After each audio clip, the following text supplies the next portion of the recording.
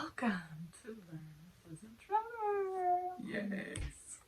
Tuesday night. We're getting it done, folks. I mean, we're doing it right before we go to bed. We're getting it done. Right. Yeah. So, anyways, I talk more than Trevor, so if I seem like I'm bossy, it's just because, I just talk more and I'm a little bit bossy. Sorry. Okay, so today we both met with our coach, Kyla Beecroft. If you're not familiar with life coaching, basically a life coach is just to help you sort out your thoughts, and a lot of times they're focused on specific niches, like weight loss or helping you get a new job, or but they really all do the same thing. They're all just helping you know yourself better, and because really you're the one that has to solve whatever problem it is that you're facing. So because we have this big goal, we thought it would be useful to have somebody to keep us accountable and just to check in with and get support and coaching. We hired the coach, I think we mentioned it. Her name is Kyla Beecroft. And do you want to talk about yours first? Sure. So it's 45 minutes, and we basically just kind of brainstorm some ideas.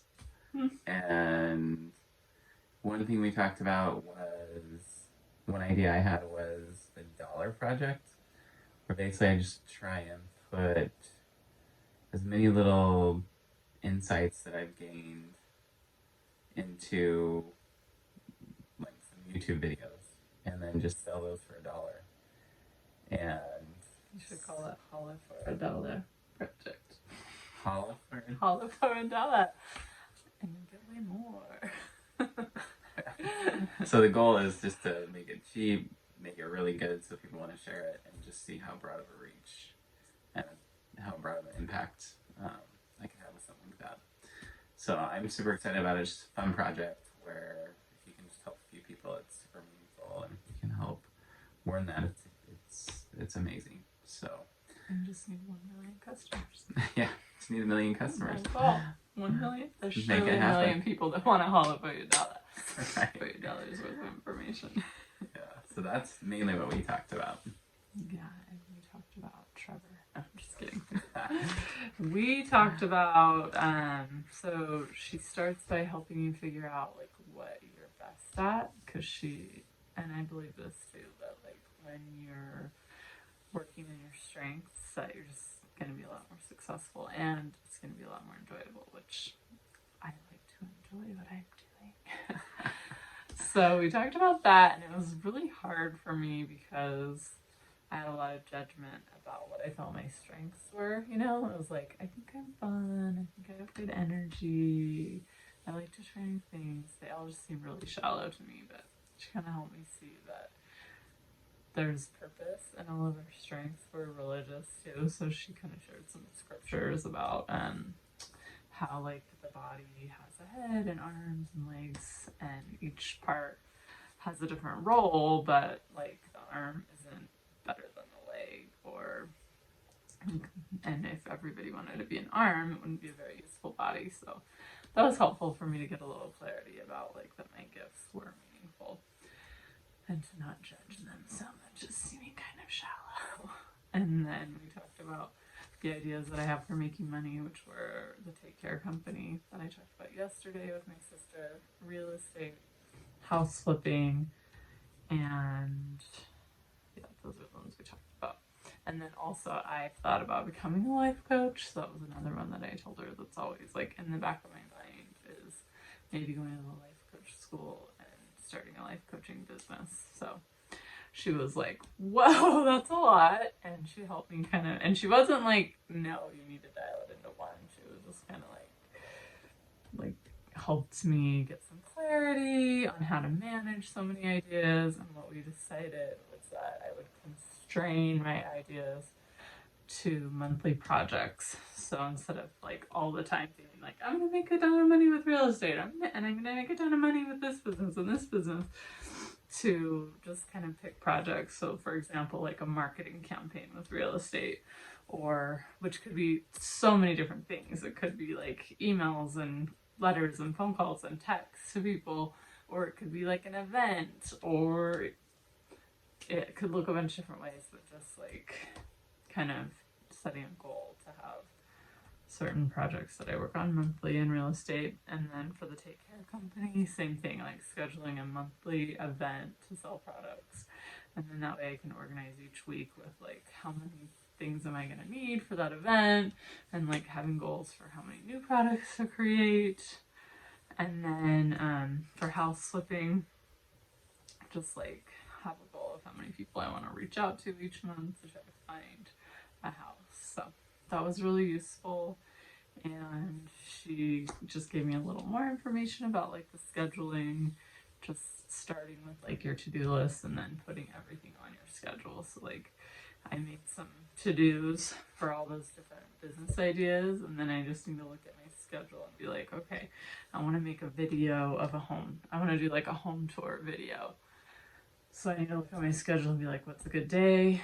Pick a day, how much time I think it's going to take, and then do it. So that was super useful. And then another thing that's really useful is she wanted me to like imagine what made $1 million Liz would be like. And that's like, I just assume I'm going to be like the same as I am right now. But I think she wants, like I was telling her, you know, when we do a house project, I never am like, let's just scrap this house. Like, that one thing's not working out. It's too hard. I mean, we have talked about it, but it's never because it can't be done. Like, I always know that the house can look better and that we can achieve a good result. And so she was saying that I need to really work on getting that vision of us making $1 million. So that's something I'm working on this week. And I think it's going to be really helpful because I have a tendency to be like, well, I've never done it. And like, Trevor has more education than I do. And Mark's, he has past history of making more money than I do. So I think I tend to just kind of be like, oh no, like I can probably, but I don't think I've like visualized like, yes, this can happen. We just need to stick with these plans or whatever. So that was helpful to me. I think you get a lot more money making potential than me. I know you do. I know. Kind of putting a little bit of pressure. Even though we paid a lot more for your education and you've made a lot more money than I have. But that doesn't mean anything. It's just a thought, a limiting belief that I had. But yeah, it's really funny. Another thing I realized is that I think that we both have a lot of like judgment about how the other person earns money. You know, like I think you should just do your job and make more money in your job. You think I should just do real estate and make more money in real estate. And I realize we just need to like stay out of each other's lanes as far as, and I don't mean this like in a negative way, like you over there judging me.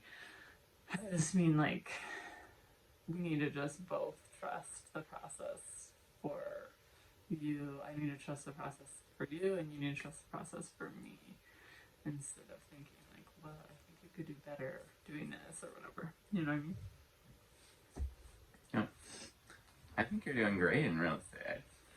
I know, that's what I'm saying, is that you're always like, go to real estate, when I'm kind of like, I want to explore these other options. And I'm like, well, you could make a lot of money in cybersecurity sales. And you're like, well, I want to explore these other options. It's kind of funny. Yeah. I think we're kind of both. Just, it's nothing like blatant, like, you shouldn't be doing that. But I feel like it's sort of like this little thing that is there. Yeah. It's good to explore. Yeah. So. But you gotta keep your foundation intact. Clear. Yeah. Right. Yeah.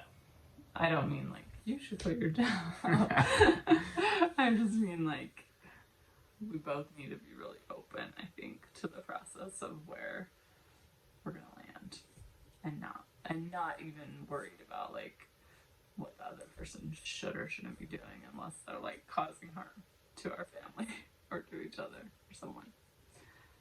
Right? Right. Okay.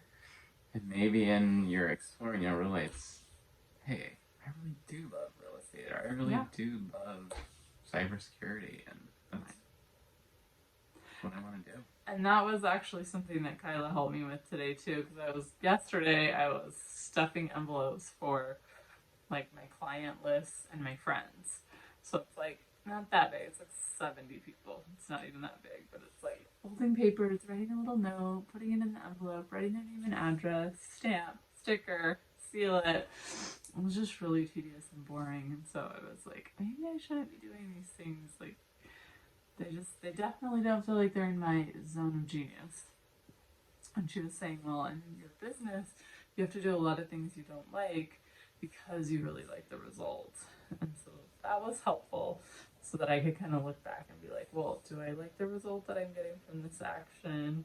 And she was like, don't just like throw something out because you're not sure about it, but because I'm trying to understand myself better and like what my strengths are, that it would be a good idea to explore other areas, like other methods of reaching the people that I want to serve. So that was really helpful because then my mind was like spinning of all these other things that would be more fun to reach people than these kind of generic notes.